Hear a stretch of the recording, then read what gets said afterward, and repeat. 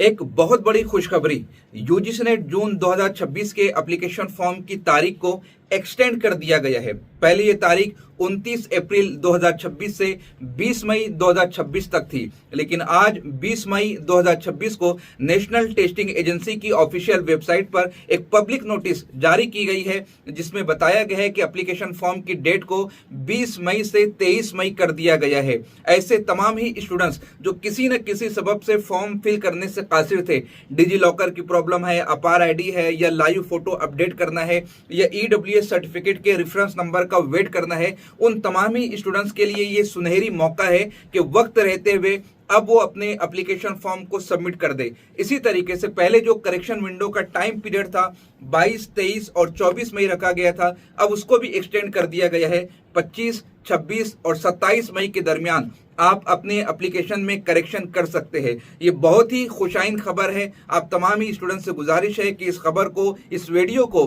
अपने दोस्त अहबाब में शेयर कीजिए, ताकि किसी के भी तालीमी साल का नुकसान ना हो। Best of luck.